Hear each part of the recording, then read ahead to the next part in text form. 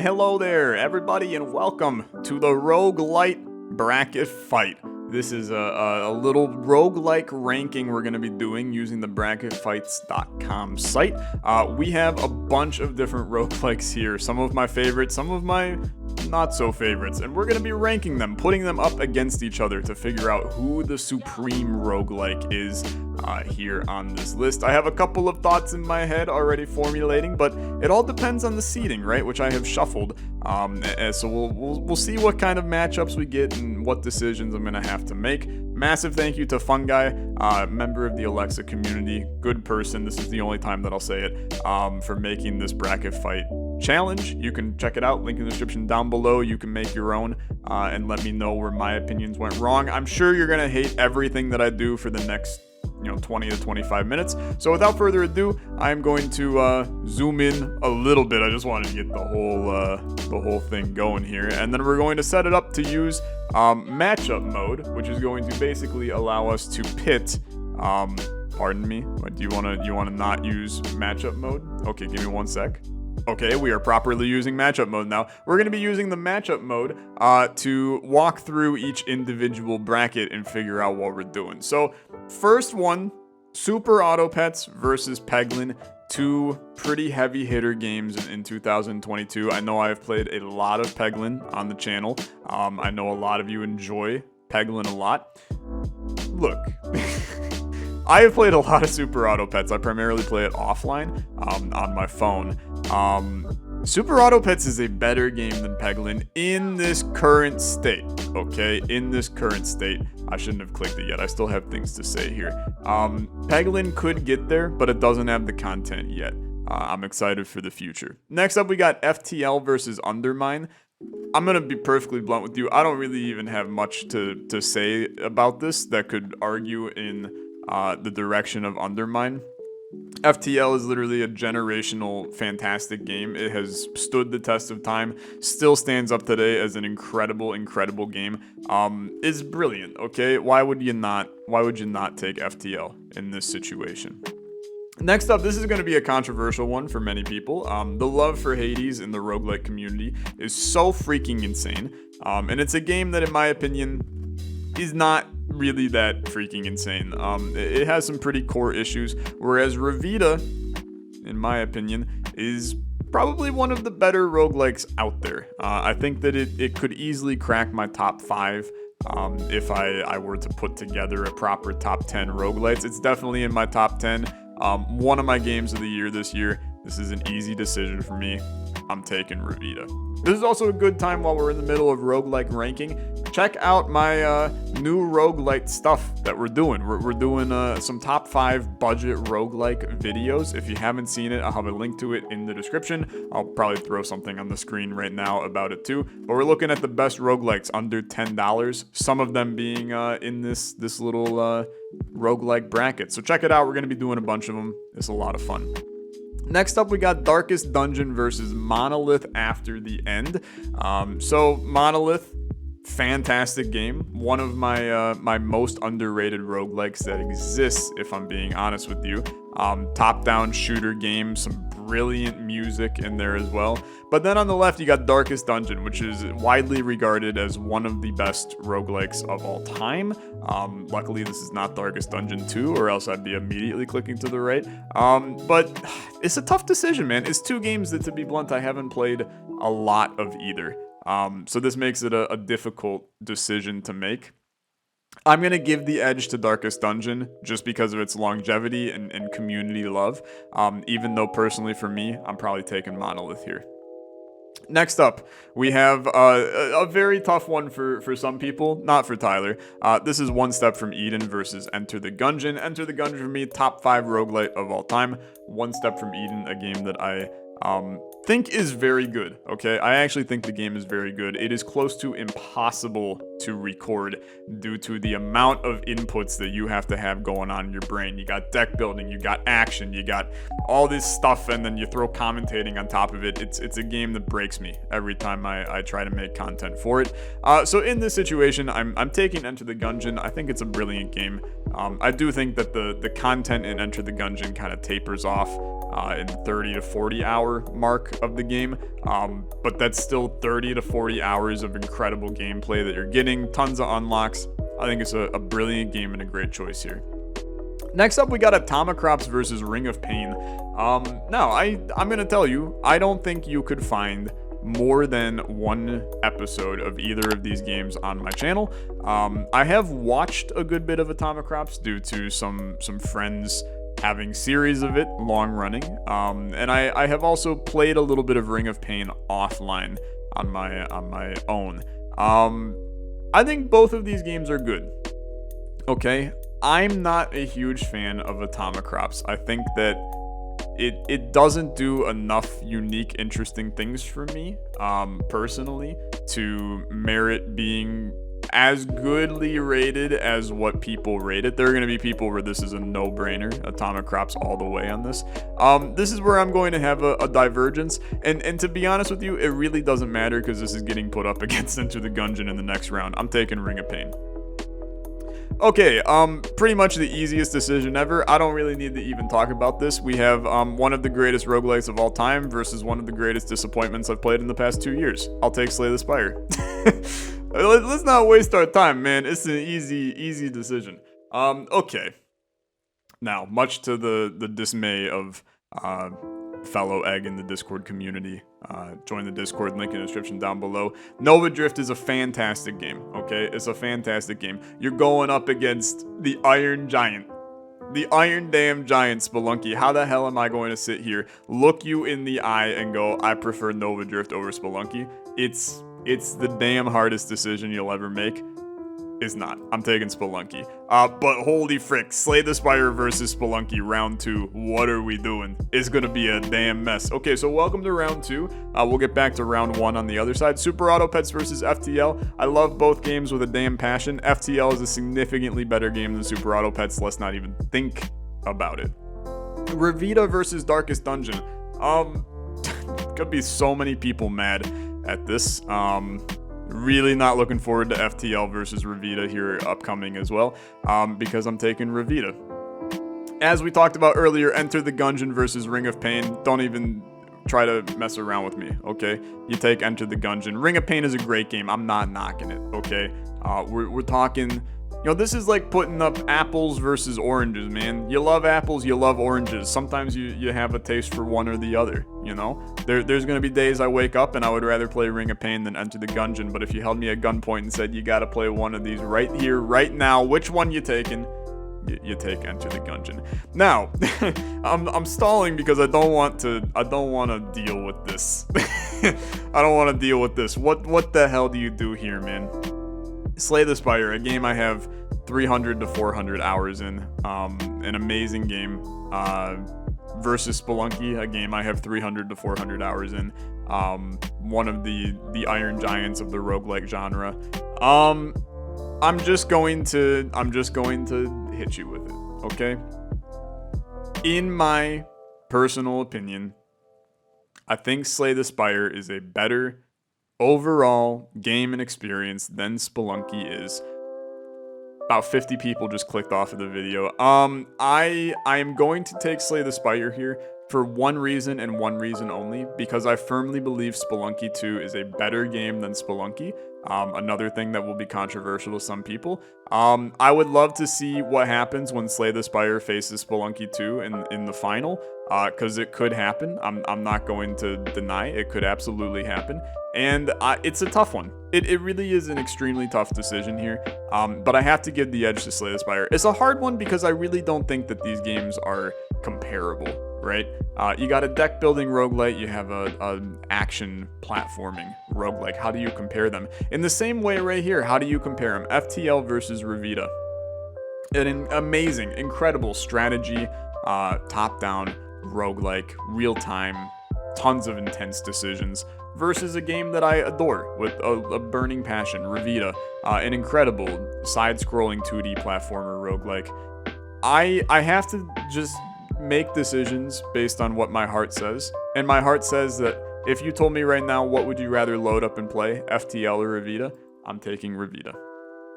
What would I rather load up and play in this situation? I don't actually think this decision is all that hard. I think Slay the Spire is a better game than Enter the Gungeon. I do think Enter the Gungeon is a phenomenal game, which is why I made it to round 3. But we're talking Iron Giants of the genre. I'm going to continue to use the phrase. Slay the Spire has become an inspiration for so many games, whereas Enter the Gungeon was the inspired good, right? I'm taking Slay the Spire. Now, where do you go here? Revita versus Slay the Spire? It's a tough decision. Not really. I'm taking Slay the Spire. I'm sorry, okay? I'm very, very sorry. I like Revita a lot. It does not stand a singular chance against Slay the Spire in our current state, okay? In our current state. We make it into round 1 on the eastern side of our bracket. This is a tough one for me to talk about, right? Risk of Rain 2 versus Exit the Gungeon. Exit the Gungeon, a game that I played for about 5 minutes on mobile before giving up because I hated the control scheme. Never bought it on Steam when it released. Risk of Rain 2, a game I've been critical of in the past. I find it a little bit boring. I don't like some of the mechanics. But I also know that I played it like 4 years ago. The game had 1 million updates, and everybody and their mother says that it's one of the best games I've ever played. I've been meaning to come back to it. I think that it is not unreasonable to say that it is a better game than Exit the Gungeon. I'm taking Risk of Rain 2. This is a tough one. I actually really like this matchup a lot. I think both of these games are in the same caliber, right? Monster Train, a brilliant deck building roguelike. Doesn't touch Slay the Spire for me, although there's a lot of people that think that it perhaps could be a better game. And then on the right, you have Space Gladiators, a game that I adore with a burning passion. I even have an item in the game based around my own self. Is an item called Tyler.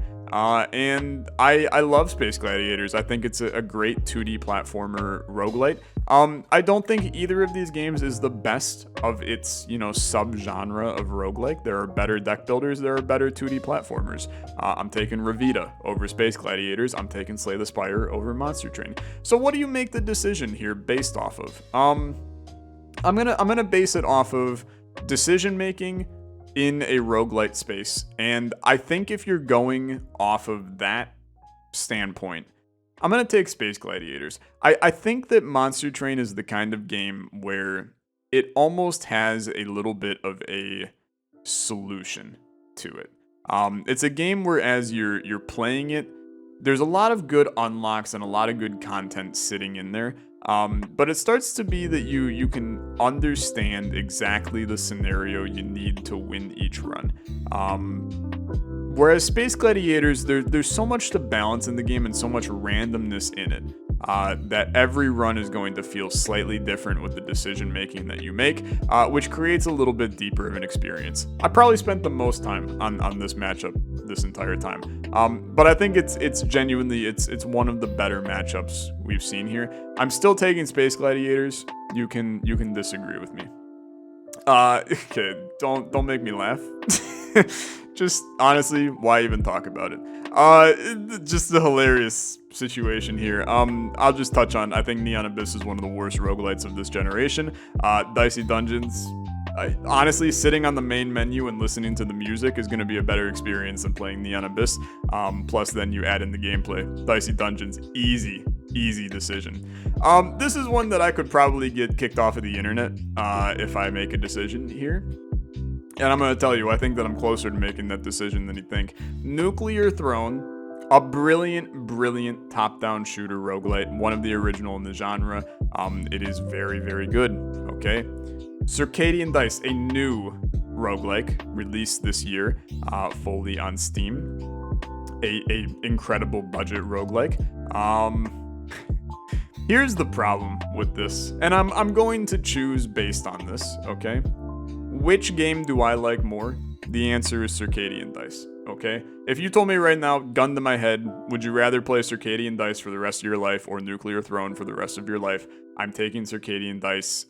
And it's not even like I pause and make a decision, right?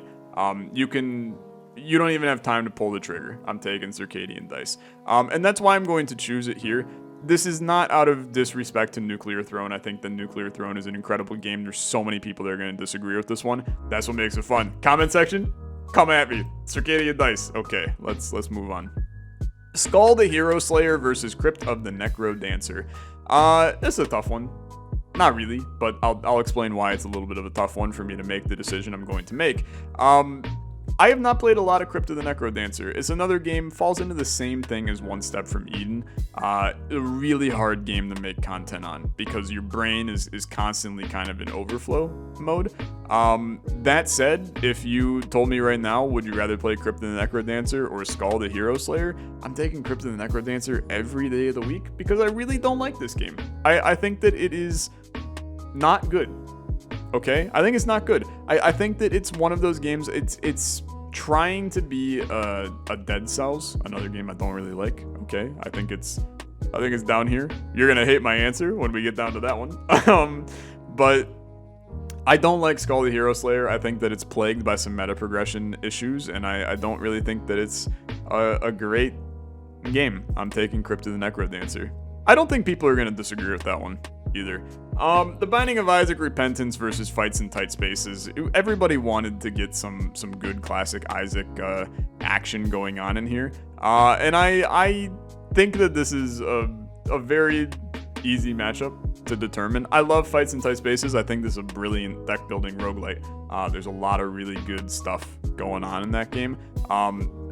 Isaac's just better. Isaac's just a better game. I'm very sorry to the people that expected me to bash Isaac during this bracket fight. It's not even close. You take Isaac every day of the week. So now we come to the marquee matchup. Dead Cells versus Forward Escape the Fold. Dead Cells being a fully fleshed out, probably 100+ hour experience. Forward Escape the Fold being a quick 15-minute roguelite that you probably finish the game in about 20 hours is my bet. Which game would I rather play? Gun to my head, Forward Escape the Fold 100%. I don't really like Dead Cells. I've put 70 to 80 hours in the game, and I think that that's too much that I've put into the game. I like when we differ in terms of our decision making. Give me Forward Escape the Fold, and let's be real, it's getting clobbered by Isaac in the next round. Risk of Rain 2 versus one of my favorite roguelites to ever exist. I'll take Space Gladiators. Easy decision. Monster Train would have beat it too. Let's just call a spade, okay? Two beloved games by Tyler. Frick, I love both of them so much. But we're talking about what probably, if I'm being perfectly honest, will win my entire bracket versus Dicey Dungeons. I'm taking Spelunky 2. Circadian Dice versus Crypt of the Necro Dancer. I feel like people are probably going to hate my decision here. I'd rather play Circadian Dice. I think it's a brilliant game. Binding of Isaac versus Forward Escape the Fold. It's an actual slaughter fest, okay? Look away, R-rated graphics on the screen. It's a murder, okay? I'm taking the Binding of Isaac every day of the week. Space Gladiators versus Spelunky 2. Genuinely a difficult matchup, okay? I love both games so much. They're both beloved. They're incredible. I love both. Spelunky 2 is a better game than Space Gladiators Escaping Tartarus. I can't even really formulate words to describe why it's the case, but Spelunky 2 is one of the best gaming experiences I've ever had. You have to honor that in this situation. The Binding of Isaac Repentance versus Circadian Dice. Look, I've blessed my Circadian Dice so often, having it beat out Nuclear Throne, a true insane matchup to have me take Circadian Dice. Crypt of the Necro Dancer. I mean, we're talking classic roguelikes that define the roguelike genre. I have a simple, bad graphic dice game obliterating them. Am I really going to have Circadian Dice take down the Binding of Isaac? The answer to that question is no, I'm not. I will take Isaac over Circadian Dice. I know this is a controversial thing coming from my mouth at this point in time in my life. I think the Binding of Isaac Repentance, gathering all of the other expansions into one false swoop, is a better gaming experience than Circadian Dice. I will take the Binding of Isaac Repentance. Now we come down to a difficult matchup. This is one where now people will be upset. I stand by what I said. I do. And thus I think that I don't need to explain my decision making in this situation. I will be taking Spelunky 2.